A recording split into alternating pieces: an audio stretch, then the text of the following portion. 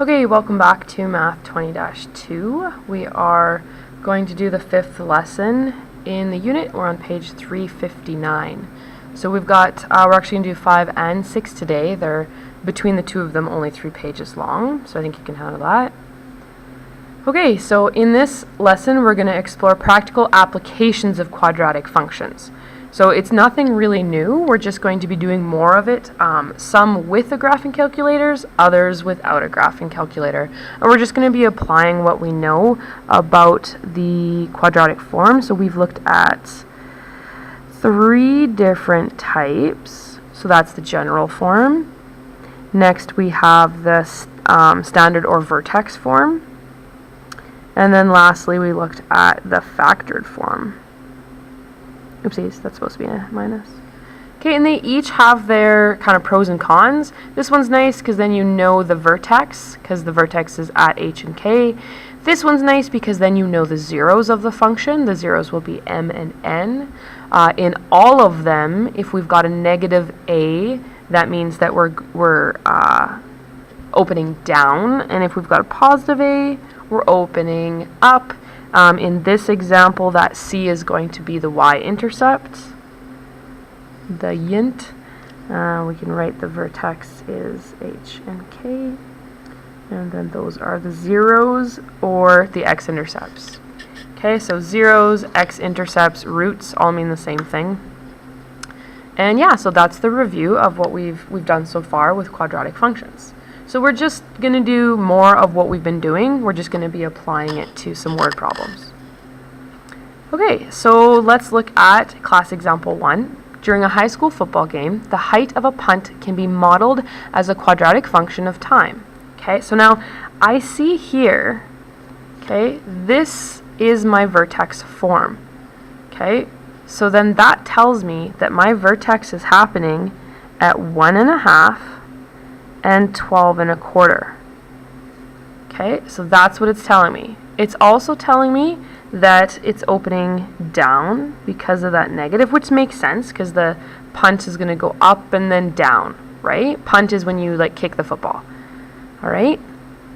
Okay, and then it gives us some information. So t is the number of seconds which have elapsed since the football was punted.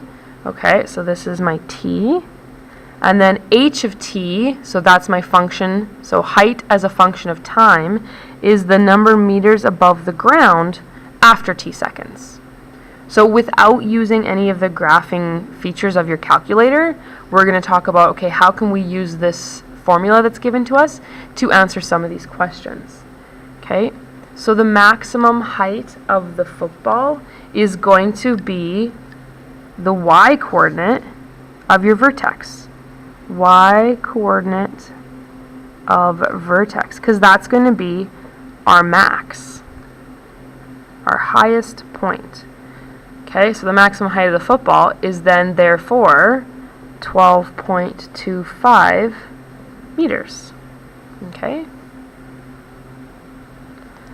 so then the time it takes for the football to reach its maximum height, well, that's going to be the x-coordinate of the vertex. Okay, so once again, that's our max. So that's going to be 1.5, and that's going to be seconds. Okay, so just looking at the formula, we didn't have to put anything into our calculators to answer that problem. And we can even go ahead and draw this out. So if this is, say, we make it in the middle, 1.5 seconds, so then that's 3. And then if we just put a little s in there, and then say this is 5, 10, 15.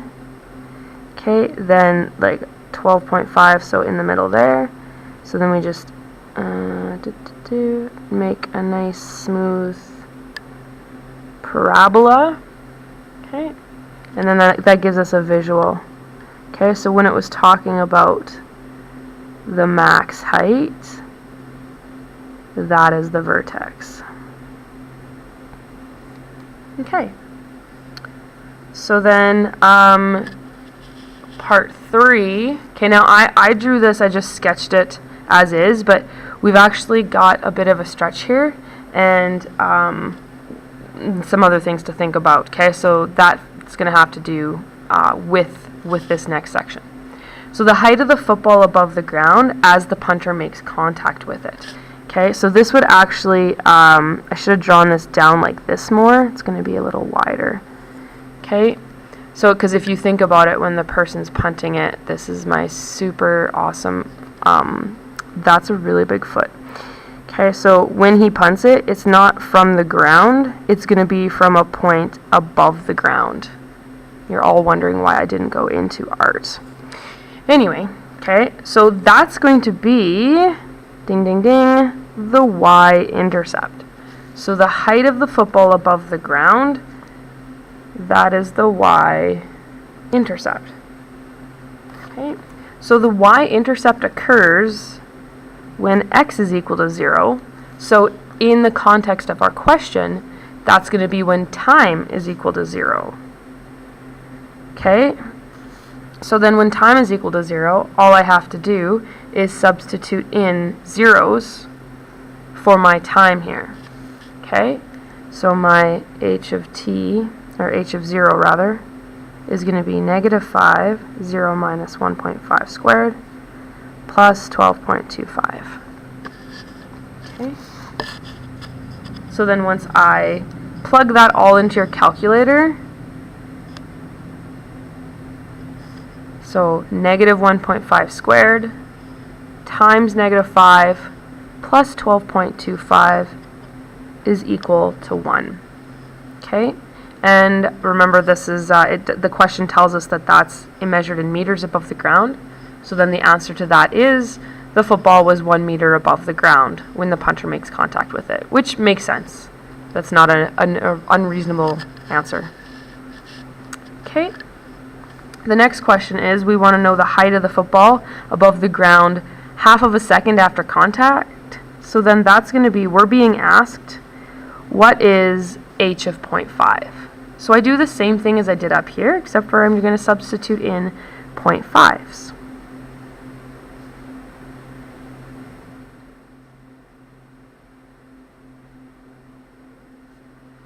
So when I math that all out, so 0.5 subtract 1.5 squared times -5 plus 12.25,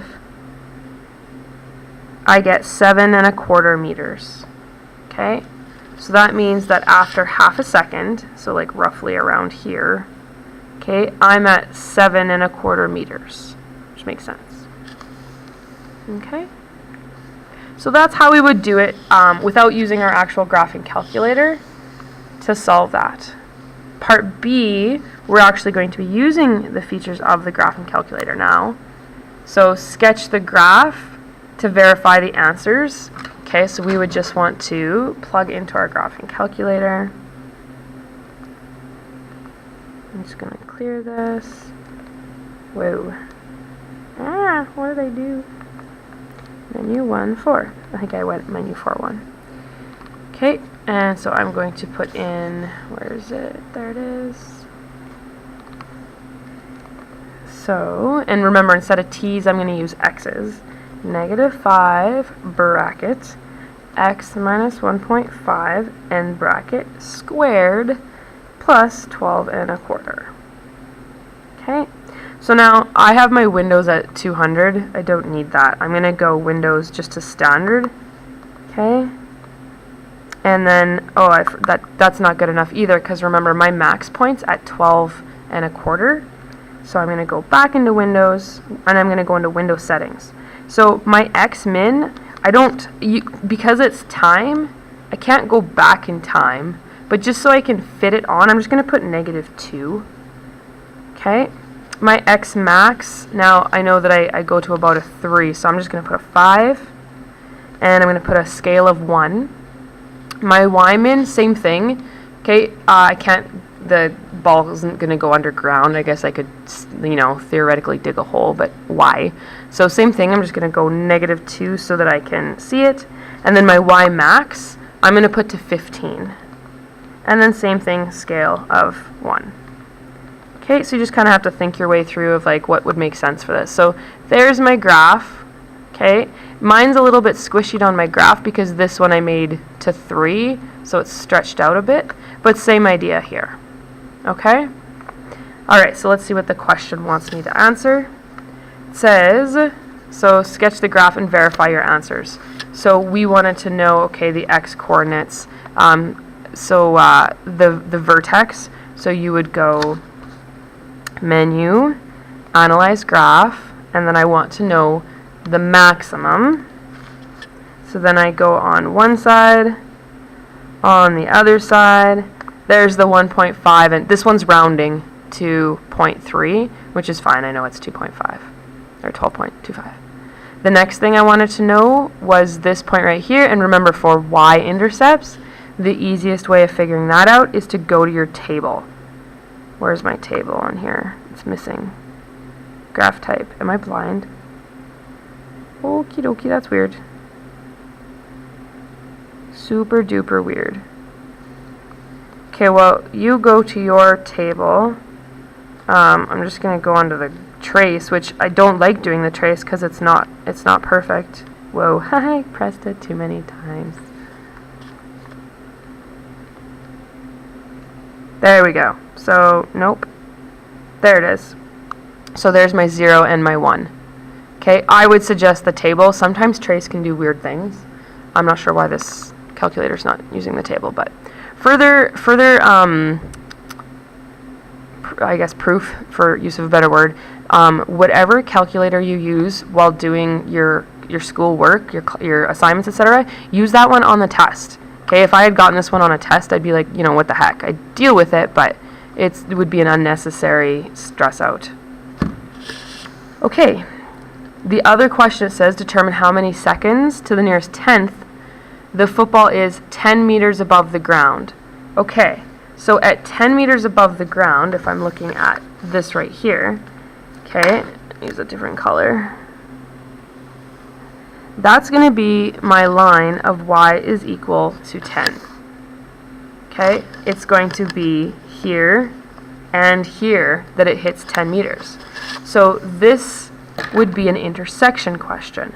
I'm going to say, you know, y1 is equal to that, and y2 is equal to 10, and then I just find the intersection points. So if I go back to my window settings and change that again, because this is all goofy, so -2, and then my y max 15, okay, and then I'm going to put y, so for the second function, y is equal to 10, then I'm going to see a line go across, and then I'm going to find the intersection points of both of those, so intersection 4, and then if you click on this, okay, you can actually drag it across and it'll tell you both. So on this side, okay, it says 0.829, okay, so x is equal to 0.8, and it says to the nearest 10th, so 0.829 just rounds to 0.10, okay, so that would be seconds. My second answer, if I just drag this over, okay, you can see 2.17. 2.17 rounds to 2.2. Okay, so you do y1, y2, and then you do the intersection.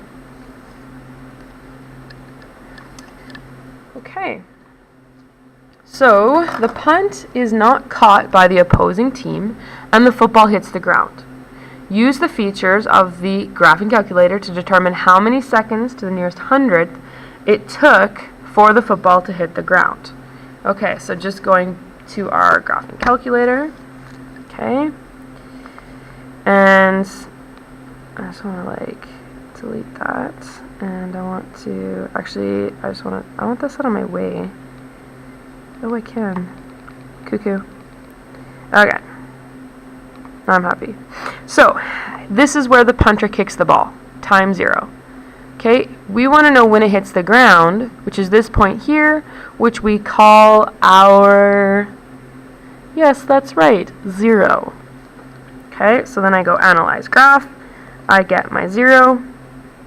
Okay, because I've got 2 up here, first I've got to identify that, yes, this is the graph that I'm looking for. Star Wars joke. Okay, and then I want to got distracted by my funny joke. Graph, lower bound here, upper bound there. So my 0 is happening at 3.07. Okay, so 3.07, and then I check to see, so here it says to the nearest hundredth, that is the nearest hundredth. Okay, and because it's asking me for seconds, I'm going to make sure that I write that appropriately. Okay, so it took 3.07 seconds to hit the ground. Okay, so that is lesson 5. You can pause me to do, 10 or so minutes of the assignment, but we're going to get started on the next portion right away. It's another short lesson.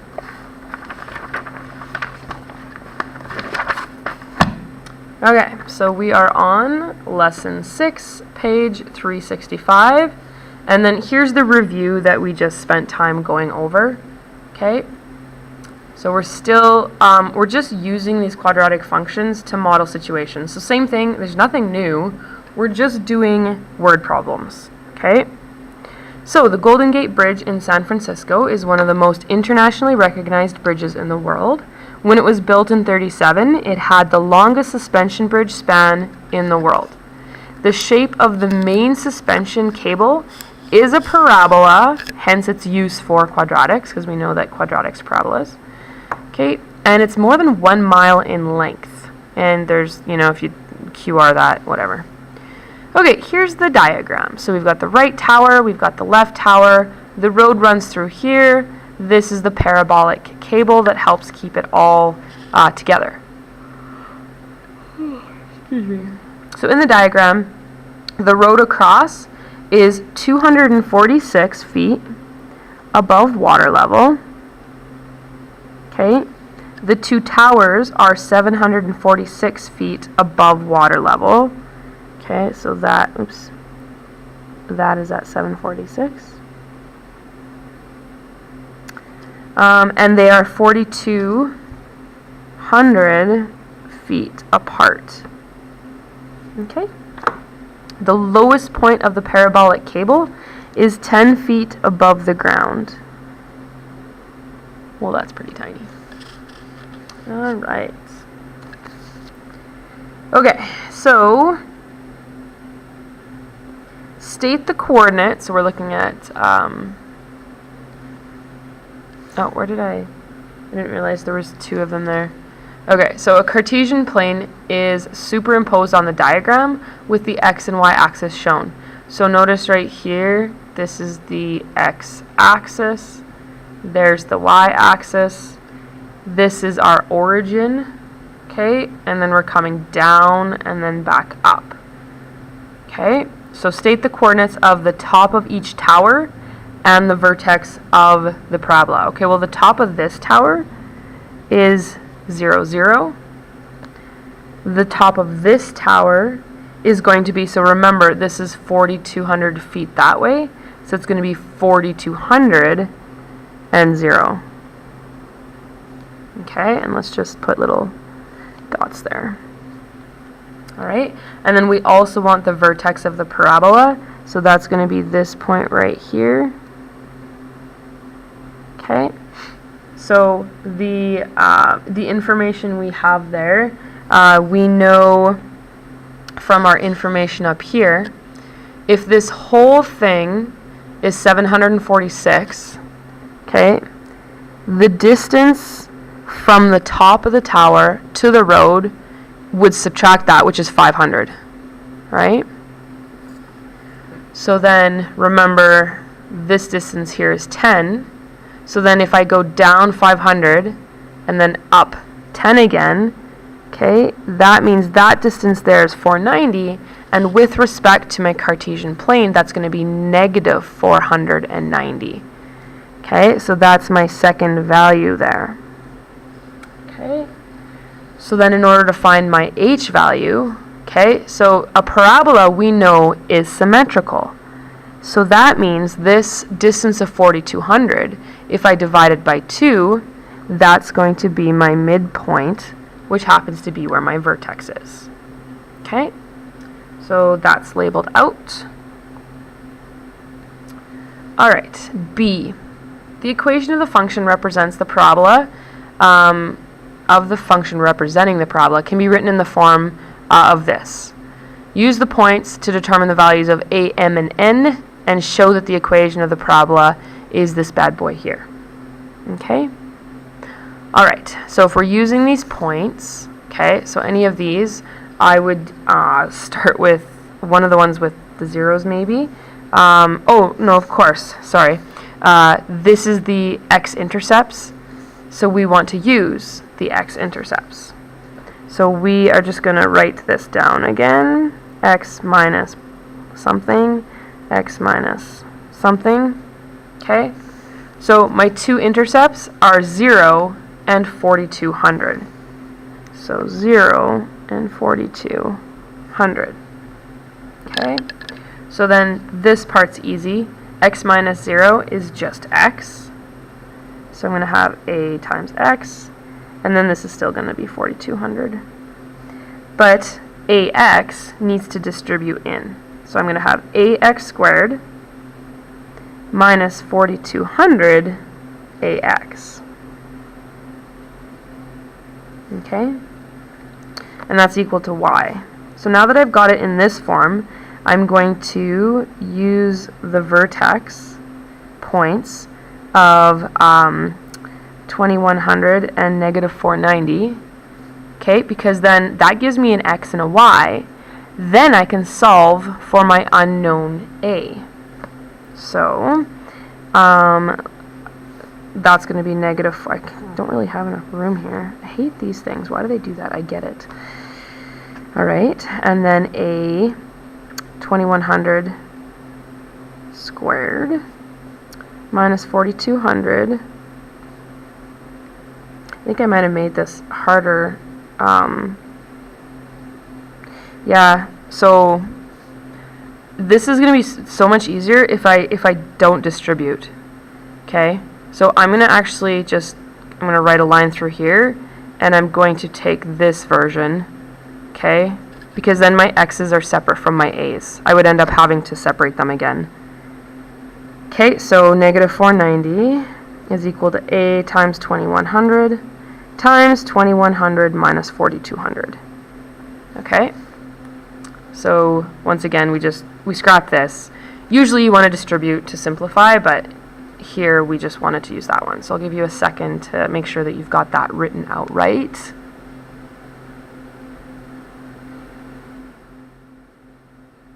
Okay, any questions?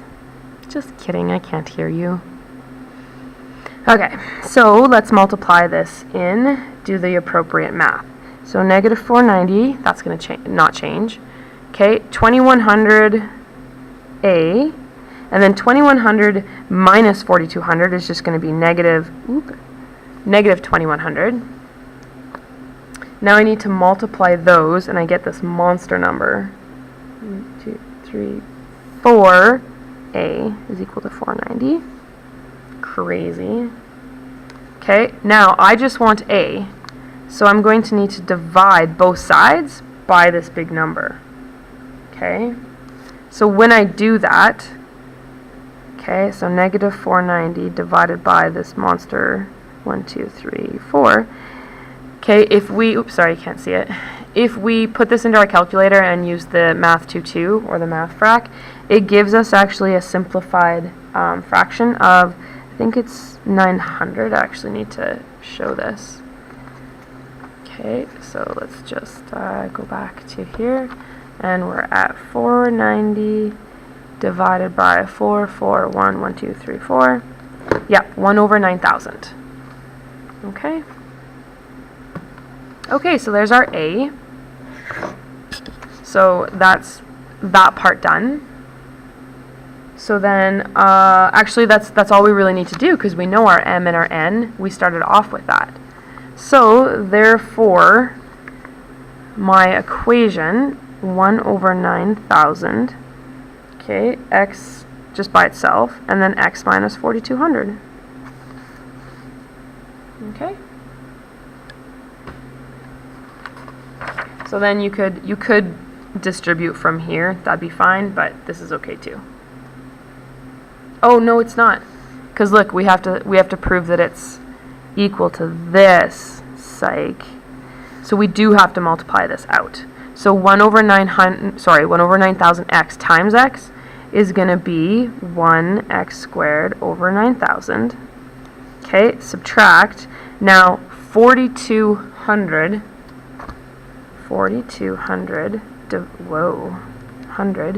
divided by 9,000 simplifies as 7 over 15. And then we're not going to forget about that x. There we go. Now we did what we were supposed to do. Okay, so always check the question once you think you're done. Go back and just double check that. Okay, so we showed that that equation is equal to that. Okay, I'm sorry if you ran out of room. I have the luxury of a bigger piece of paper. Okay, so there we go. State a suitable window for graphing the equation on your calculator, and then verify that the coordinates of the vertex are the same as your answer in A. Okay, so first off, if we go back to here, okay, remember, maybe I'll just write on here. So for our domain, okay, we're gonna look at the x min, x max, x scale. Same thing with my range, y min, y max, y scale. Okay, and so then that is the square brackets indicate that it's the window. So my x here, so just so that I can still see a little bit onto that side, I would say like -10. Okay, it doesn't have to be far. I chose more than I did on that previous question because I'm going out to 4,200. So with respect to 4,200, -10 is not that much. Okay, so I'm just going to go back to here. Okay, and I'm going to put -10. Now for my x max, okay, so my x max going out this way, so I go to 4,200, but I want to go a little bit more. So we could say like 4,500 or even 4,300 would be fine. And because we're going up by quite a bit, you would want to go up by like 100 or 500 or 200. Okay, you would definitely not want to go up by ones. Your scale would be like a mess. So now we're going to do the same thing with our range. Okay, so my y min needs to go all the way down here. I need to see that vertex. Now I don't need to go all the way down to the water. I could just go down to the road, right? Because it's the vertex I care about. So I could go down -500, because that's what we decided up here that value was. Okay. Now, same thing, oops. This is the 0, so I don't need to go whole ton. So just like my x, I went -10, I'm going to go +10 here. Alright, and then not going as big, but I'm still in the hundreds, so I'm going to use a scale of 100. Okay, so now all I need to do is I have my formula. Okay, my formula is right there. I have my window scale. Now I'm going to put it into my graphing calculator. Okay, so I'm going to clear what I had before. Oops, 1, 4. And I'm going to adjust my windows first. So I'm just going to use those settings there. -10, 4,500. You should be doing this too.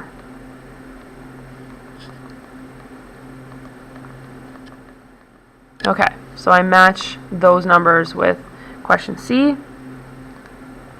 Get it all ready. Enter. And then I'm going to put my function in. Okay, and that's this one right here. So x squared divided by 9,000.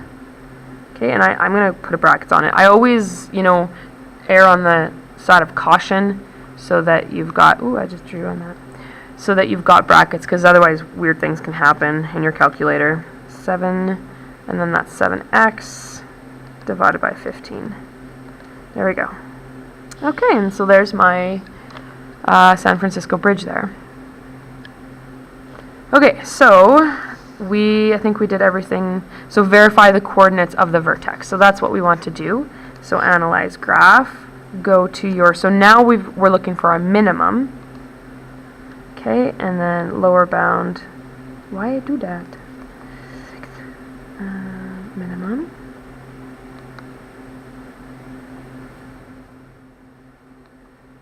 Okay, and it's conveniently underneath there, so that's semi-annoying, but not that big of a deal. I just need to change my y min. I'm just going to put it to -600. There it is.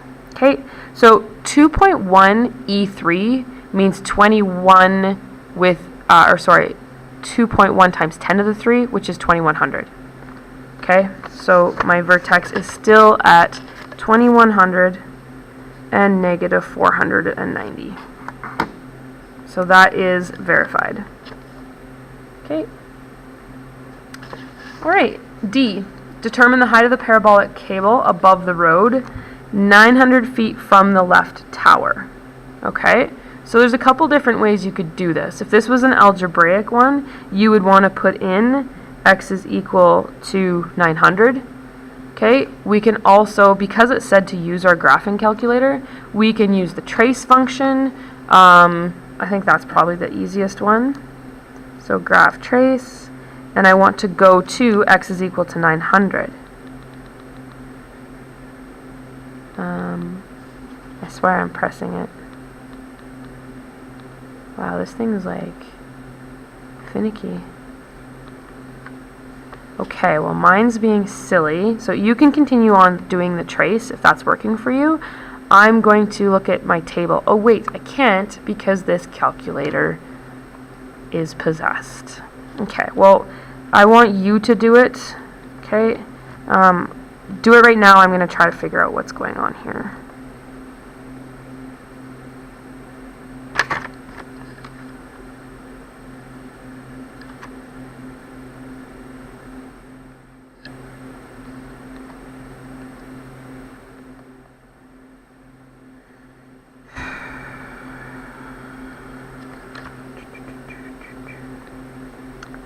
Okay, well, I don't know what's going on with this one, but you should get, when you do the trace,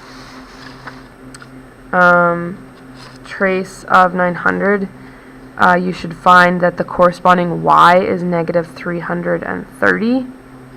Okay, and then it says the height of the parabolic cable above the road. Okay, so it's above the road that we care about. So if the y is at -330, so for example, like right there, -330, if this whole thing is 500, and that's 330 right there, this is going to be the difference between, and technically this is like negative because we're going down, right? So we don't have to really think about that, we're just thinking about the distance. So it's going to be the 500 subtract that 330. So 500 subtract 330, which is equal to 170. Oops, I almost put meters. Feet. Okay? Alright, so yeah, you would use trace. You could also use your table, but you're probably going to have to like scroll down a lot. You could also do it algebraically. Alright. Okay, so then our last part of this section is the equation of the parabola can also be written in standard form, which is our friend here. Write the equation of the parabola in this form. Okay, so we know that our vertex is at 2100 and -490. Okay, we also know that our A is 1/9000. We solved that. So then our formula, 1/9000, x minus, so our h is this one, and then we've got 490, and we put the negative. Okay, so that's the standard of the vertex form. Alright, so let's do the last example, and then you guys can work away. So the cross-section of a satellite dish. So same type of question, we're just, doing extra practice. So it's parabolic with measurements as shown in the diagram. So a Cartesian plane is to be superimposed on the diagram with the, I'm yawning, with the vertex at the origin. Okay. If the max depth of the dish is 8 centimeters, determine the width of the dish to the nearest centimeter. Okay, so the width of the dish I want over here. So I'm not sure if this is 0. Okay, this is some distance to my negative x direction. This is some distance to my positive x direction. I know this point up here, I go up 8. So I'm going to call this negative x and 8. And I'm going to call this one 8 and x. Or sorry, x and 8. Alright? Okay, so it also gives me this information right here. So it tells me that this point here, this random point, so let's just call this point A, is at 14. Okay? And then from here, so if this is 8, this is 6, this has got to be 2. Okay, so I think we've used everything that we can on the given to us in the question. Okay, so, and let's just write down that the vertex is 0, 0, so that means that h and k are also equal to 0. So if we're going to use a formula, I would use the standard or vertex formula, because subbing into those zeros are going to make things much easier. So if this becomes 0 and this becomes 0, this is just going to be y is equal to ax squared. Okay. Now I'm going to use those values, okay, and I'm going to substitute them in. So my y value is 2, so I'm going to write it 2. My x value is 14. Okay, 14 squared is 196.